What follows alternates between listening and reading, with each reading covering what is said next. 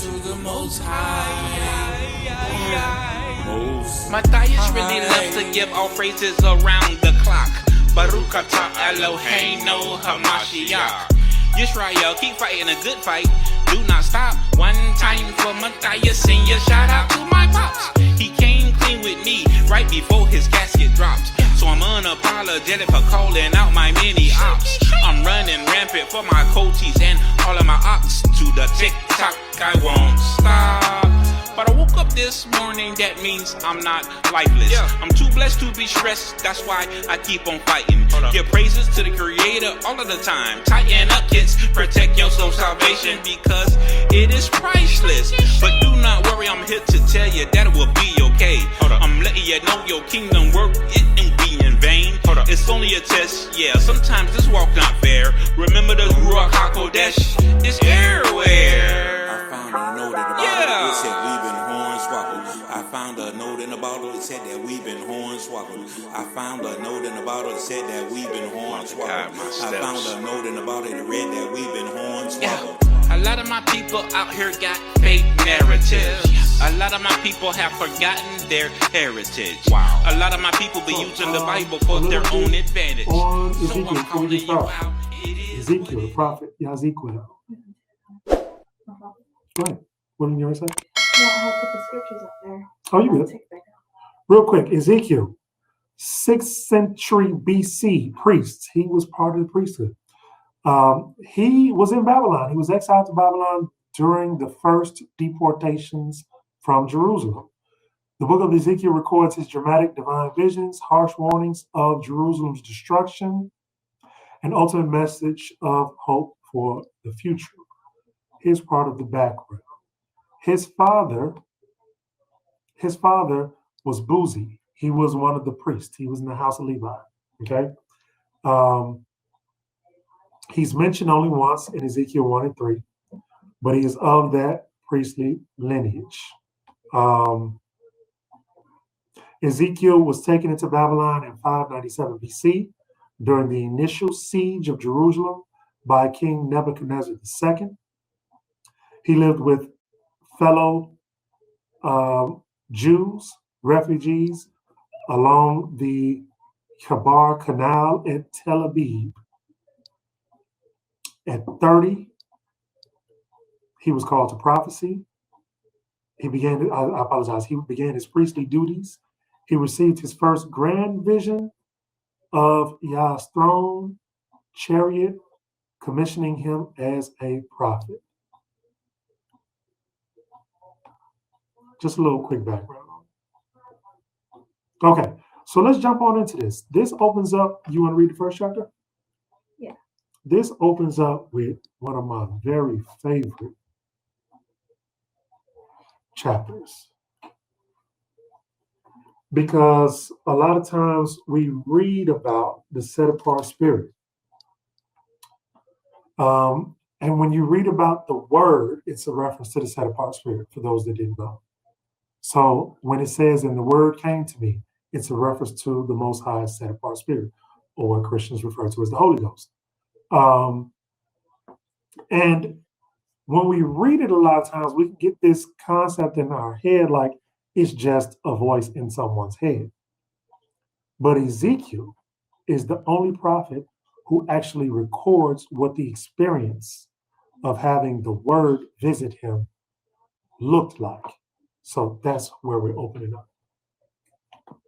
One of my favorite books, by the way. Okay. All right, let me get there with you. Book of Ezekiel, chapter 1. Whatever. Okay.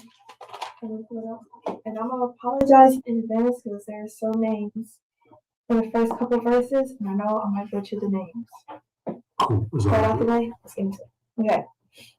And it came to be in the 30th year, in the 4th month, on the 5th of the month, as I was among the exiles by the river Kabar, the heavens were opened, and I saw visions of Elohim. On the 5th of the month, in the 5th year of the sovereign Jehoiakim's exile, the word of Yahuah came expressly to Ezekiel, the priest, the son of Buzi, in the land of the Chaldeans, by the river Kabar. and the hand of Yahuah came upon him there. Pause for just a second. So a few things confirmed even in the first 3 verses. There. Number 1, this is in the first year of the exile of King Yahuah. Exile from where to where? Exile from Jerusalem into Babylon. So we read about these prophets, and a lot of times you think these prophets are years and decades away from each other. But we know that Daniel was in Babylon.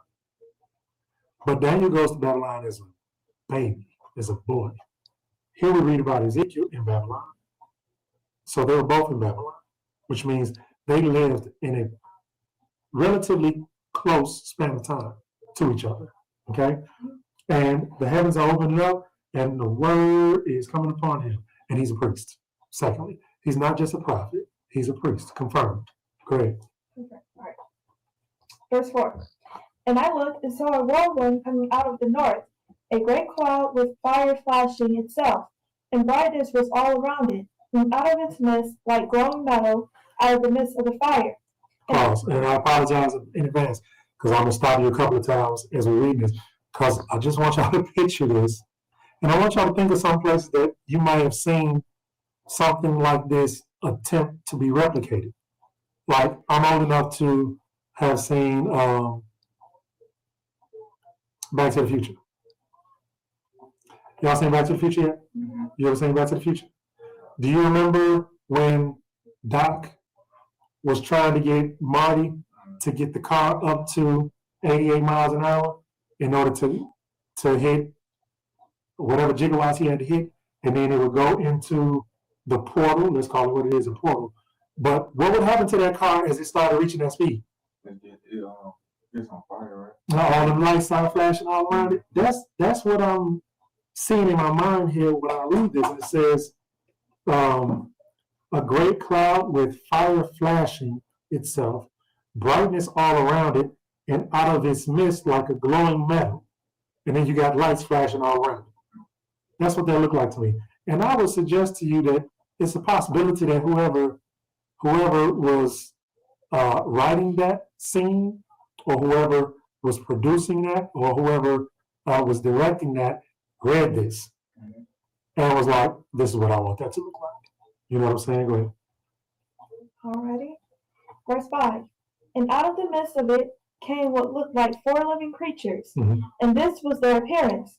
They had the likeness of a man, and each one had 4 faces, and each one had 4 wings. And their feet were straight feet, and the soles of their feet were like the soles of a cow's foot, and they sparkled like the appearance of polished bronze. And under their wings, on their 4 sides, were the hands of a man, and each of the 4 had faces and wings. Their wings touched one another. They did not turn. They did not turn when they went, but each one went straight forward. And the likeness of their faces, the face of a man, and each of the 4 had the face of a lion on the right side, and each of the 4 had the face of an ox on the left side, and each of the 4 had the face of an eagle. Pause for just a second. So this is really interesting, right? So you got 4 living creatures that descend. So the first thing you see coming down out of the Shamayim, which is the Hebrew word for heavens, the first thing he sees is 4 beings. I'm going to say kind of like a statue, because it says they didn't move. So it could go this way, that way, this way, or this way, but it didn't turn, right? It has the body like a man, feet like a calf, 4 wings, and 1 face like a man, a face like an ox, a face like an eagle. So no matter what direction it's going, there is a face. It don't need to turn for you to see that face. Okay, what's next? All right, verse 11. Such were their faces, their wings. Such were their faces. Their wings were spread upward. 2 of each touched one another, and 2 covered their bodies. And each one went straight forward, going wherever the Spirit was to go. Going everywhere? Wherever the Spirit was to go. What Spirit? The Ruach. The Ruach, the Word. Go ahead. And they did not turn when they went. 13. In the likeness of the living creatures, their appearance was like burning coals of fire, and like the appearance of torches. moving back and forth among the living creatures. And the fire was bright, and out of the fire went lightning. And the living creatures ran back and forth like the appearance of a flash of lightning. Pause for a second. So now you got these living creatures. They look like hot burning embers on a fire. It's lightning flashing all around them, and they move so fast. And they don't turn when they move. They move so fast that it's like lightning. Wherever they move, that's how fast they move. Interesting. Okay, let's keep going. All right. Verse 15. And I looked at the living creatures and saw a wheel on the earth beside each living creature with its 4 faces. Where was the wheel at? Beside each creature. So next to each living creature was a wheel. 4 wheels. Okay. The appearance of the wheels and their works was like the appearance of barrel, I think that, and all 4 had the same form. The appearance of their works was, as it were, a wheel in the middle of a wheel. So now this wheel got spinners in it. So there's a wheel next to each one, and inside the wheel is another wheel. Okay. In verse 17. When they went in any one of 4 directions. They did not turn aside when they went. And their rims were high and awesome, and their rims were covered with eyes all around the 4 of them. So we wasn't sure it had rims on it, just told you. And when and when the living creatures went, the wheels went beside them. And when the living creatures were lifted up from the earth, the wheels were lifted up. Wherever the Spirit was to go, they went, because there the Spirit went. And when the wheels were lifted together with them, for the spirit of the living creatures was in the wheels. Now he's describing this so meticulously so that you have no confusion of what he's saying. Each one of those deities, each one of those angels, because that's what those creatures are, each one of those angels with each wheel that moves the Spirit. The wheels move with those angels, and what's controlling them, which is the Spirit, is in the wheels. Go ahead. All right, verse 21. When those went, these went. When those stood, these stood. And when those were lifted up from the earth, the wheels were lifted up together with them. For the spirit of the living creatures was in the wheels. The spirit of the living creatures. It didn't say the word was in those wheels, but the spirit of each one of those living creatures, which is why I submit to you that these are Melakim. These are Melakim, and they have a job. And what he's witnessing is what their job is. Go ahead. 22. And the likeness was over the heads of the living creatures, and expands like the appearance of an awesome crystal stretched out over their heads. Okay. And under the expanse their wings were straight, one toward another. Each one had 2 which covered one side. So above the heads of these creatures, and I'm going to show y'all a parallel scripture here where you see something very similar to this all the way in Revelations. Okay? So over their heads was an expanse. Under the expanse was wings. And they extend to another. Go ahead. All right. Each one had 2 which covered one side, and each one had 2 which covered the other side of the body. 24. And when they went, I heard the noise of their wings, like the noise of many waters. Read that part one more time. And when they went, I heard the noise of their wings, like the noise of many waters, like the voice of the Almighty, a tumult, like the noise of an army. And when they stood still, they let down their wings. Excuse me. And they I can hear the sound effects and the steam coming up as they landed. Go ahead. 25. And a voice came from above. The expanse that was over their heads. Where did the voice come from? Above their heads. Above the expanse that was over their heads. So you got the beings, the expanse, and then above the expanse, a voice came. When they stood, excuse me. I finished 25, didn't I? Okay. And above the expanse over their heads was the likeness of a throne in appearance, like a sapphire stone, And on the likeness of the throne was a likeness as the appearance of a man high above it. And from the appearance of his waist and upward I saw what looked like glowing metal with an appearance of fire all around within it.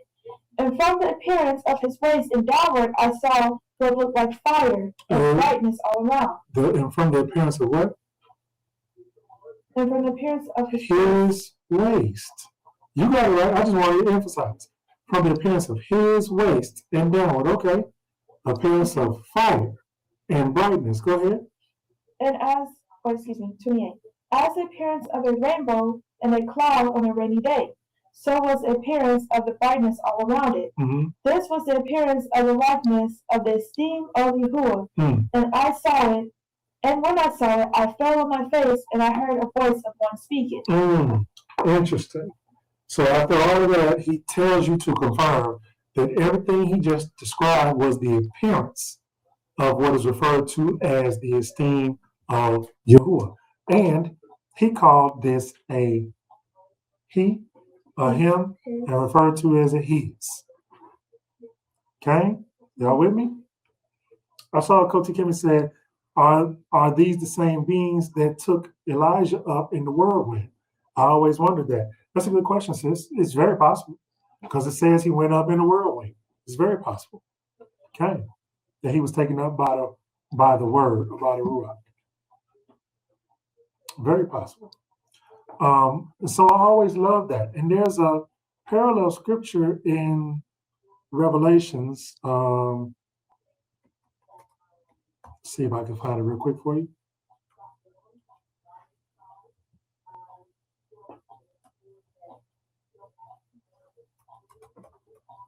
I think the microphone's picking that up.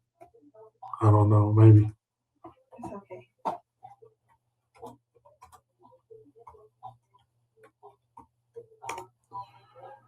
Let's see.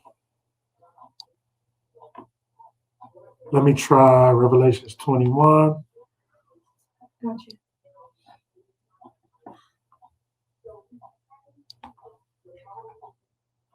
And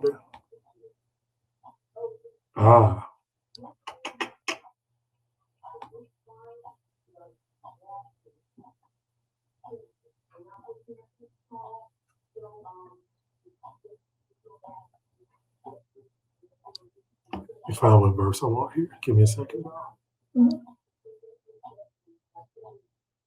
Close to Tasha said, are these chariots? Okay.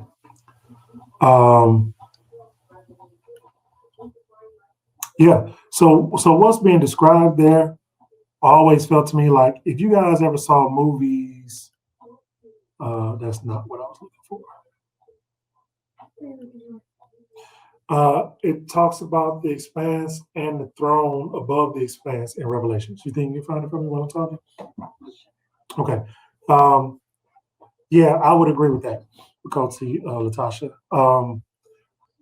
Because every time I see a movie where someone is carrying a king or a ruler, and you see them, four of their servants carrying, the sticks, and then the ruler's sitting on the throne above them, and they're walking with them. That's what I'm seeing described here, right? I'm seeing a heavenly, spiritual version of this, where those Melakim, those angels, their job is to carry this individual that's sitting on the throne, the Word, the Ruach, to and fro in the earth.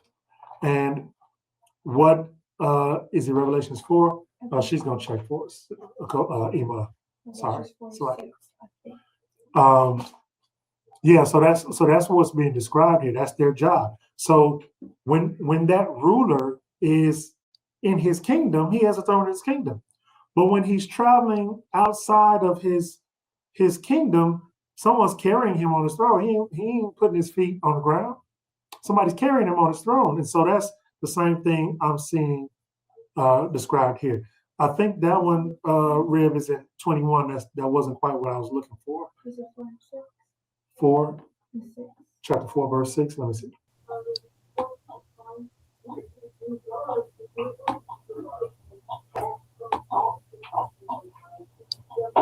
Yep, that's it, chapter 4. So listen to this and listen to the similarity here. I'm going to start at verse 1. Revelation chapter 4, verse 1. It says, and I looked and saw a door having been opened in heaven. Similar already. And the voice which I heard was like a trumpet speaking to me, saying, come up here and I shall show you what has to take place. And immediately I came to be in the spirit and saw a throne set in heaven and one that sat on a throne. Now this throne is not in the earth or down coming to the earth, visible from the prophet. This is a throne that's actually in the heaven, in his, what we say, in his kingdom, right? So it says, and around the throne were 24 thrones. And on the thrones I saw 24 elders sitting dressed with white robes, and they had crowns of gold on their heads. And out of the throne came lightnings and thunders and voices, and 7 lamps of fire were burning before them, which are the 7 spirits of Yah. Okay, so what were the lightnings and the thunders going around? The wheels on the chariot or the rams, right? He as the Ruach was being Cadillac'd around. It says these were angels, right? And before the throne there was a sea of glass. Think of the wide expanse above their head. There was a sea of glass like crystal. And in the midst of the throne and around the throne were how many creatures? 4 living creatures, covered with what?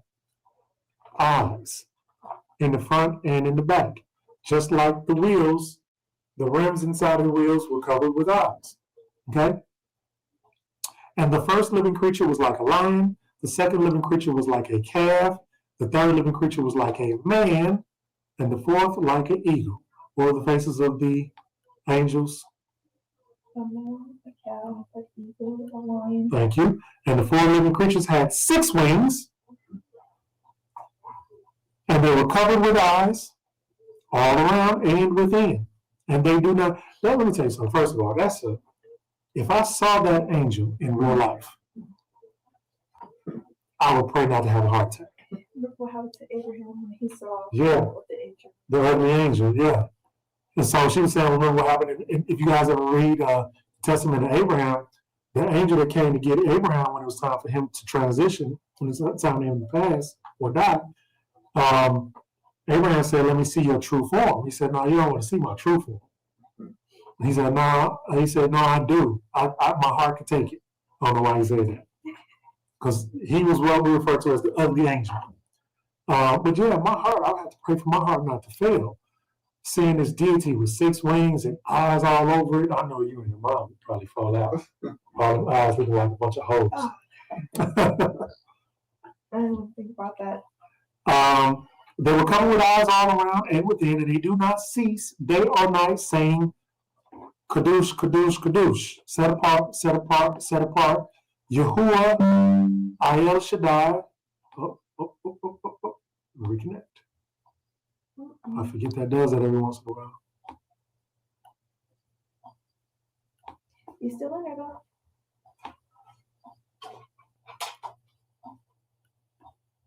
All right, Salakia, sorry about that now. El Shaddai, remember I told you all about that, meaning Yahuah, the Almighty Power, Ayel, Aleph Lamad, Shaddai, who was and who is coming. Right? So that's their job. And when the living creatures give esteem and respect and thanks to him who sits on the throne, who lives forever and ever, 24 elders fall down before him who sits on the throne and bow before him who lives forever and ever, and they cast their crowns before the throne, saying, you are worthy, O Yahuwah, to receive esteem and respect and power. So I'm going to just say right here, this is not the Messiah that they throw their crowns down to. For those want to understand more when I say we don't believe in a triune deity, because even the Messiah gives reverence to his heavenly Father. Does that make sense? He's not one and the same with the Father, His creator and the one that he worships is our Father as well.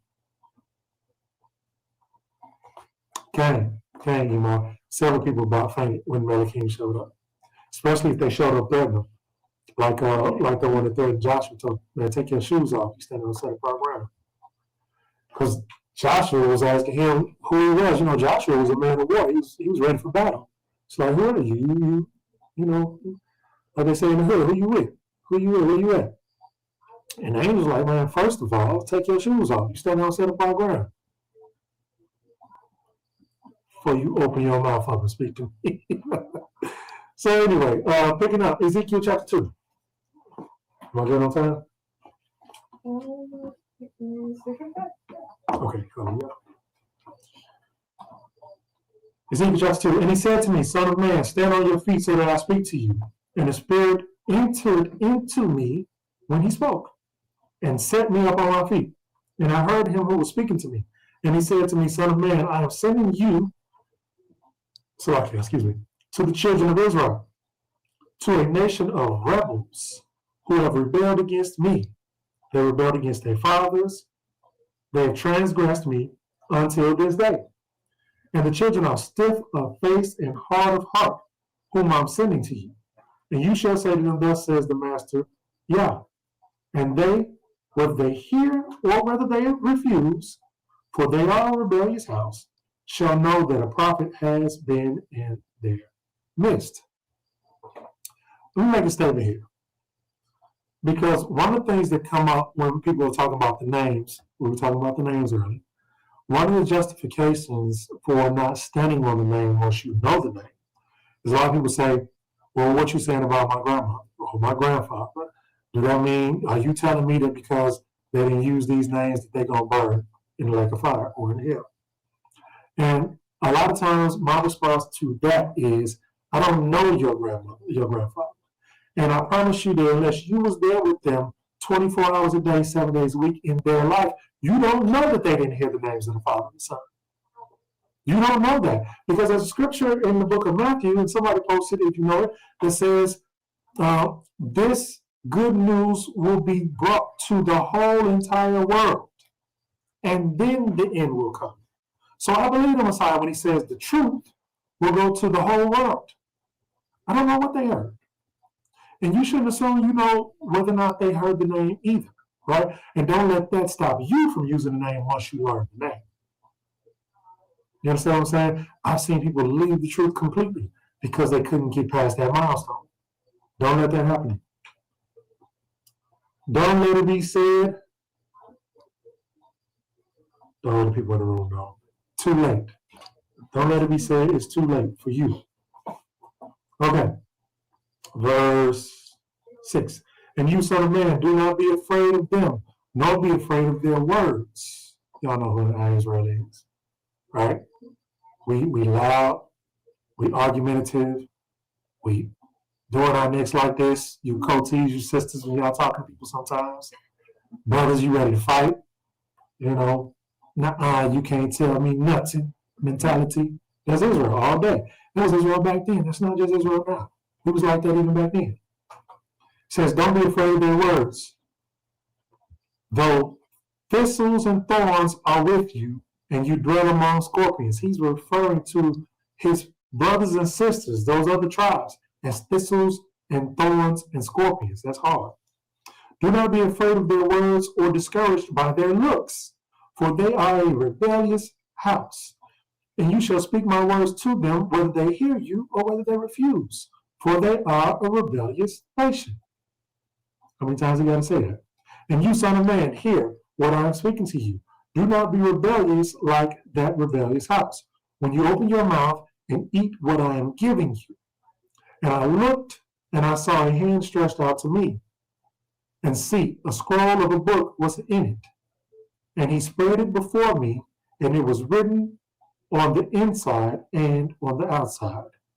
And written on it were lamentations and mourning and woe. What is lamentations? Cryings out of sadness, mourning, same thing, and woe is destruction. Mm-hmm. So That's what he is giving him to prophesy. He's giving him the scrolls. He's telling him, this is what you're going to say to me. Chapter 3, whenever you're ready. Okay. How many verses? 27. So what? 13? 13, 14? Yeah. Okay. I'll read 13. Okay. It's up to you. We don't have. My first chapter was longer. I'll do it this time. Okay. And he said to me, Son of man, eat what you find, eat this scroll and go and speak to the house of Israel. And I opened my mouth, and he fed me the scroll. And he said to me, Son of man, feed your stomach and fill your stomach with this scroll that I am giving you. And I ate it, and it was sweet as honey in my mouth. And he said to me, Son of man, go to the house of Israel, and you shall speak to them with my words. For you are not sent to a people of foreign speech and of difficult language, but to the house of Israel. Not many people of foreign speech and of difficult language. Not too many people. I'm not sending you to many people of foreign speech. Thank you. Not too many people, not too many.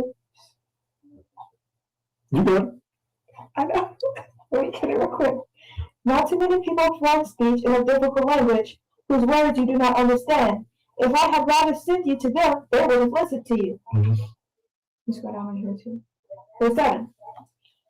But the house of Israel is going to refuse to listen to you, for they refuse to listen to me. For all the house of Israel is hard of head and hard of heart. See, I shall make your face as hard as their faces, and your forehead as hard as their foreheads.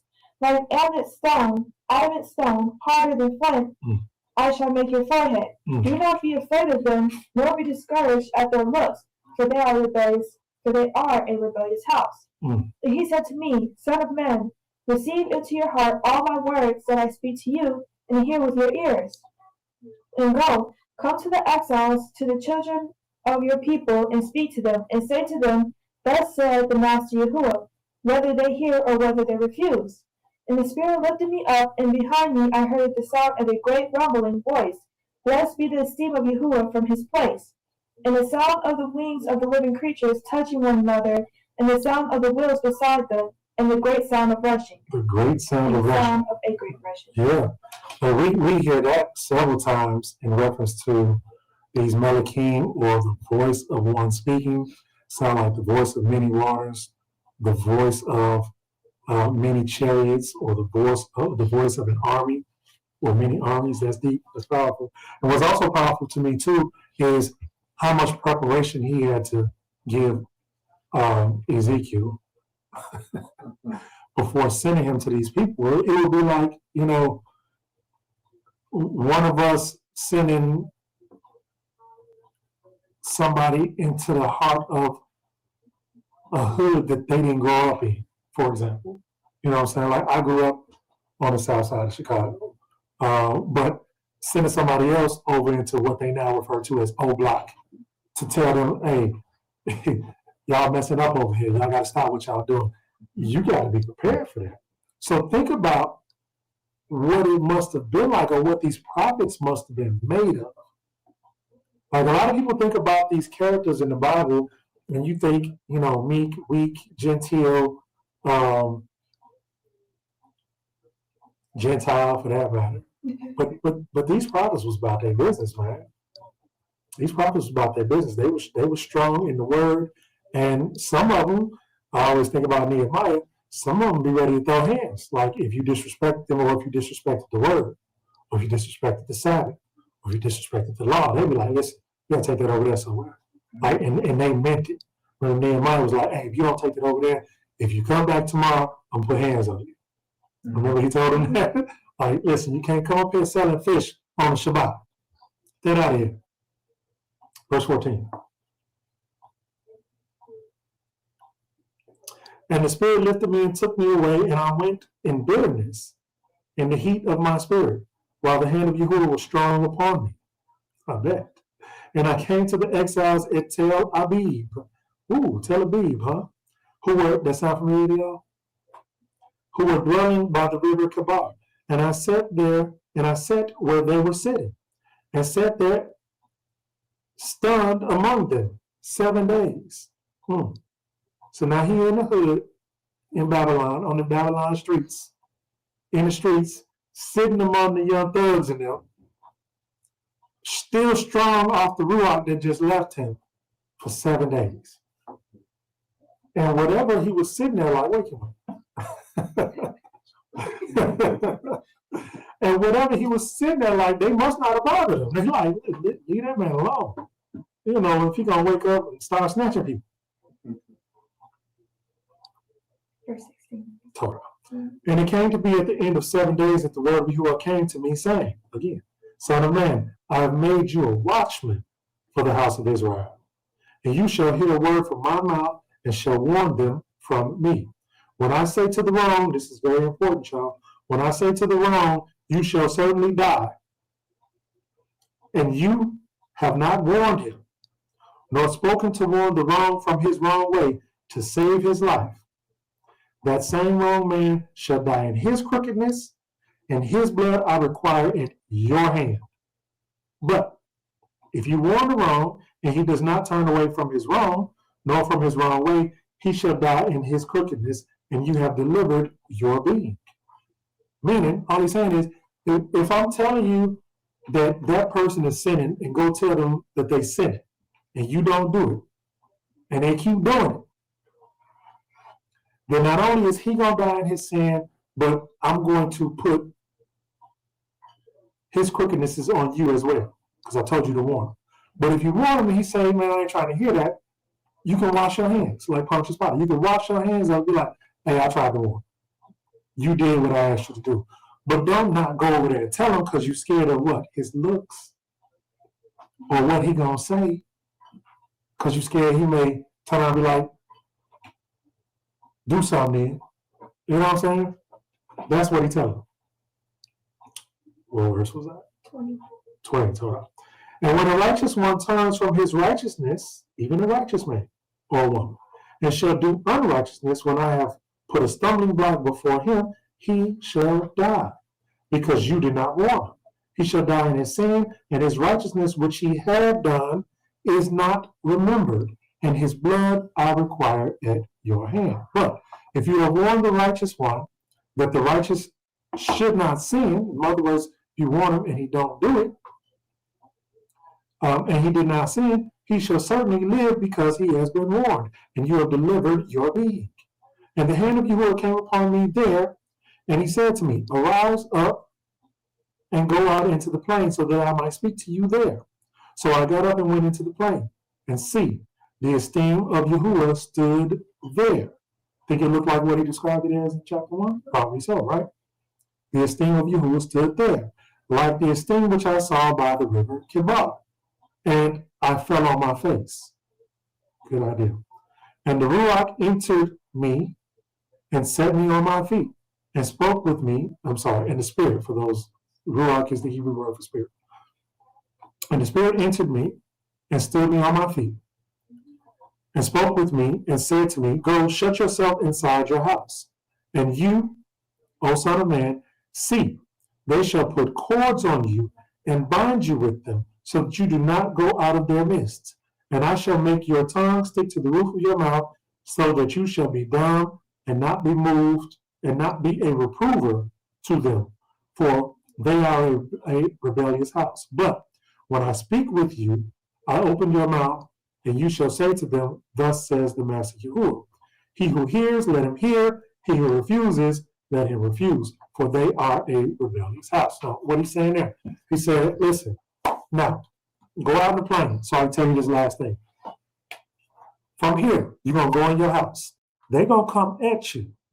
They're going to bind you up, something like throw you in prison. I'm not going to have you just talking anytime you feel like talking. I don't want you to just tell them you're wrong anytime you feel like it. But when I tell you to tell them, then I'm going to make you able to speak. But when I don't want you to speak, I'm going to make your tongue stick to the roof of your mouth. You won't even be able to respond to them. Right? So this is one of those, hey, Shabbat Shalom, Aki, welcome. this is one of those books, again, like when we were first coming into the truth, like as I'm reading through these prophet by prophet, I'm seeing the correlation, right? They're in Babylon. They're in a place that is not their own. They're in captivity. He is charged, right? And as I'm reading this, I'm feeling like I'm being charged the same way. Listen, if I tell you to tell somebody that they're in sin, and we was coming to the truth, man, we was very zealous as well. So like, we was not afraid to go out and slap somebody across the face with the truth. Like even sometimes to the point that we would be wrong. You know what I'm saying? Like I'm gonna be very honest with y'all about that. Like I approach people wrong sometimes back in those days in my zealousness, in my zeal. I've learned better now, but that's how I felt. I was being told, and I felt in my reading of that, and especially in the atmosphere that we were in, that you had to come tough to a certain degree because our people are tough, right? And just because we come into the truth don't mean that the way we were raised leaves us. Remember I say a lot of people mistake the people of this book, whether we're talking about those who in ancient times or those of us in this conversation, for being weak just because you say you believe in the Bible. There's nothing weak about being a believer in the Bible, right? I remember when I used to work in the kitchen, I was talking to some young brothers that I worked with there, you know, and a lot of times, you know, the conversation would be about what was hard or what was tough or what was gangster in our community, being drinking, smoking, gangbanging, stuff like that. And you know, I had to set some young cats straight because I'm like, that's not tough, that's not hard. It's easy to be a drunk. It's easy to smoke weed. It's easy to do dope. I did it. I did most of the drugs that we can think of. I never did crack or nothing like that. But I popped pills. I smoked weed. I was a drunk. I was a whoremonger. I did a lot of things that are new to people who are in their youth now. And I know that everybody at a certain age think they finding something that's new, but scripture says there's nothing new under the sun, right? And so I'm like, yeah, I know what you're talking about, but that's actually not hard. Let me tell you what's hard. What's hard is not doing what you're talking about, even though you may have had some experience with it, even though you may have had some experience with alcoholism, even though you may have had some experience with popping pills or whatever, and they still may have some call for you. For me, it was smoking marijuana.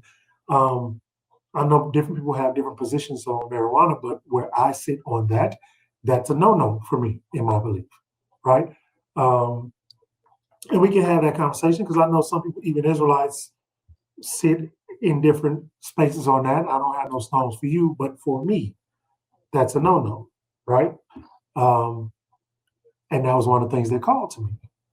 So it's harder for me to say no to that than it would be for me to keep smoking that. I justified it. I kept smoking it when I first came into the truth.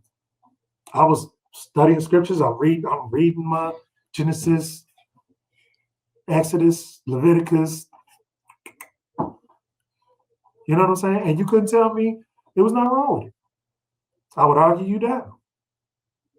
I would tell you how it's for the healing of nations, given to us by the Most High.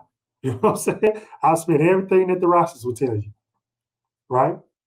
As if the cocoa plant don't come from the earth too, that you make cocaine with. As if the poppy, rolling and reading, reading and rolling, yep. As if the poppy seed don't come from the earth too. That's natural. The poppy seed is naturally come from the earth too. Guess what they make from the poppy seed? Heroin. Is it okay to do heroin? You know what I'm saying? When you set fire to it, you did something different.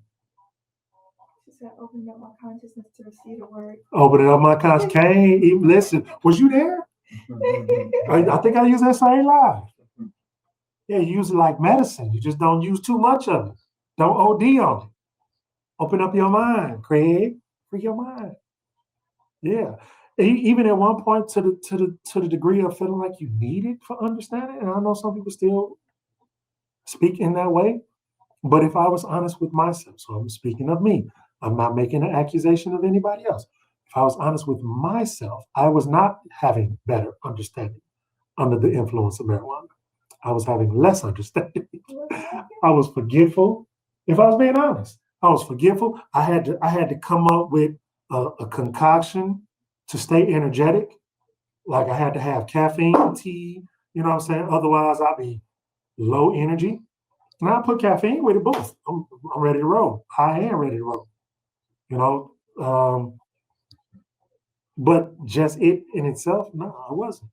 And then, you know, once I began to read and understand the Testament of Solomon, 10 months, hey, hallelujah, congratulations. Once I began to read, and maybe this will help you as well. Once I read and understood the Testament of Solomon, when it talked about drug sorcery, right? And one of the things that was talked about with drug sorcery was how drugs act as a conduit. Do y'all remember the term conduit from science class? Mm-hmm. What's a conduit? Water is a conduit. Or a conductor, right? A conduit is a conductor of energy. Water conducts electricity, right? When you anoint yourselves with oil, scripturally, you are putting a conductor on yourself and praying for access of the Ruach. When the kings and the priests were anointed, they were pouring a conductor, a conduit on their head to allow them to receive the set apart spirit, being different from demonic spirits, right? Mm-hmm. So King Solomon wrote about drug sorcery being a conductor for demons and demonic spirits. So once I read that, I'm like, oh, okay. So being a drunk, once you reach drunkenness, and you no longer have a sober mind, you've opened yourself up for access by demons. That's all I needed to know. I'm like, nah, I can't do that. And I did try to vainly reason, so vain reasoning, wickedly reason. I did try to reason to myself that I could smoke weed without actually getting high. Because what does it mean? How do you define sober? Right? I say, no, I'm not getting high. I'm just, elevating my understanding. No. What are you looking for when you smoke? You're looking for a good choke. You get that good choke, you get the chinky eye, now you know it ain't hit. Well, guess what? At that point, I'm high. If I'm just being honest with myself, I'm high at that point. I'm no longer of sober mind, which means now I'm susceptible to demonic possession. Same thing with any other drug that causes you not to be of sober mind. Y'all know pharmakia?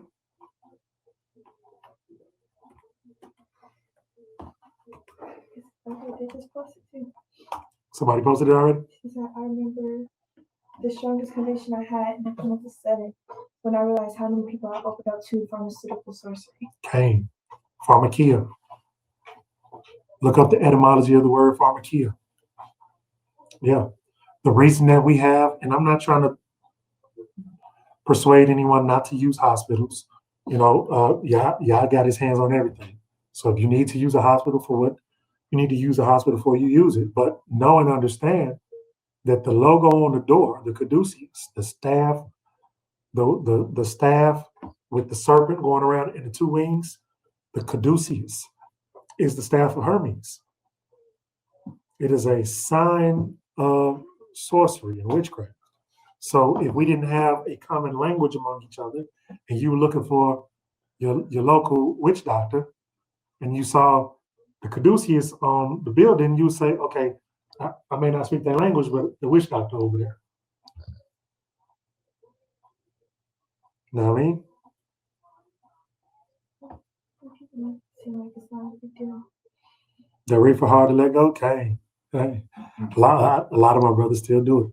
You know, I got a brother I was just talking to the other day. He's like, you know, I mean, I ain't saying it's right, but you know, I still smoke weed a little bit. I'm like, let me tell you something. I don't have any stones in my pocket to throw at you. I'm not throwing stones at you. You have to, each of us individually, we have to make our account right with the Most High individually. You know what I'm saying? If I tell you, I told you. At that point, it's up to you. That's what was happening with Isaiah, if we understand. Mm-hmm. Exactly what we just read. Okay. Okay. All right. We got through that. Because they would hit both. Okay. No, I did not want to let. How old are you talking about? He didn't want to let go of that reefer. Old woman. You sound like my pops. Let me tell y'all something. My pop. One of the times I was the most scared in my life, and these two I got sitting across from me. They ain't got sense enough to be scared of me when I come in their room like they supposed to be. My pops came in my room fussing me one day for something, and at the end of his fussing, then they know what their pawpaw look like now. But when he was my age and younger, boy, he was a scary sight. And after he fussing me for whatever he was fussing at me, he looked at me and was like, I know you've been smoking that dope too. And I was taking it back a second. I'm like, no, I don't smoke no dope. I smoke weed. But then I thought about it because that's what they called everything dope back then. Everything was dope. So did you get in trouble with him for smoking, or?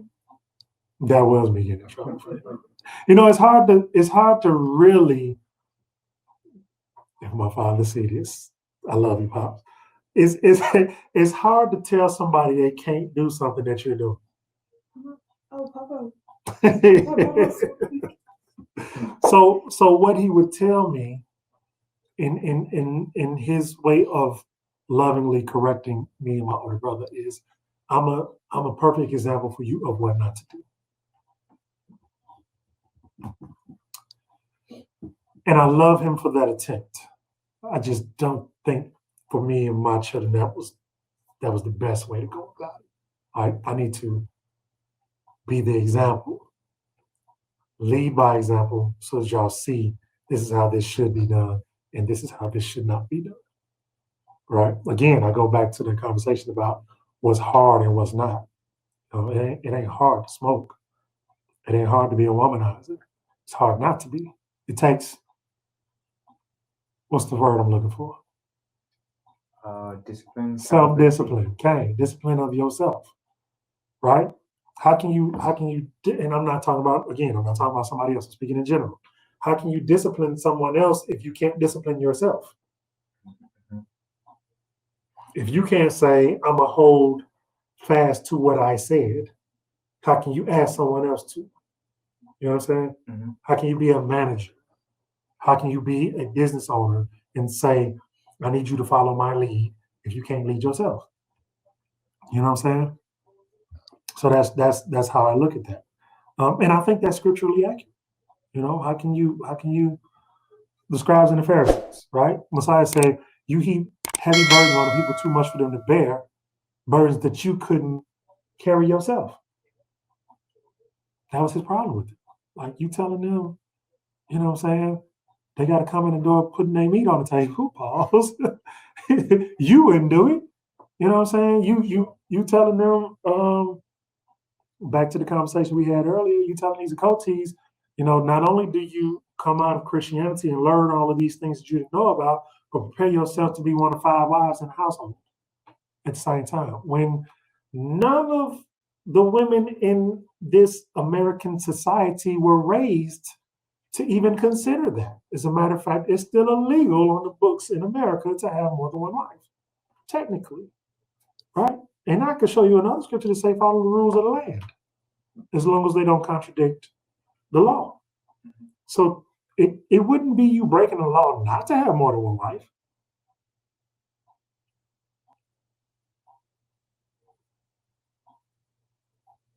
You're just thirsty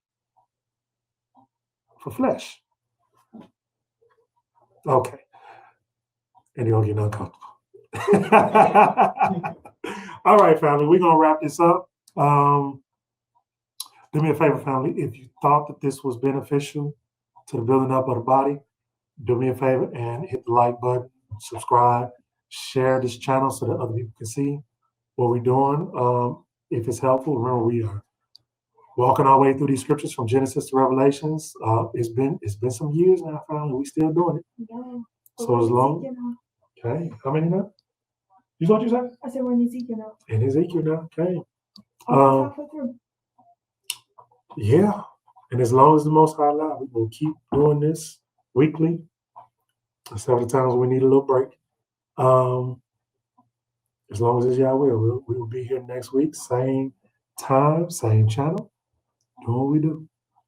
All right, fam. Love y'all. We will see y'all next week. Shalom.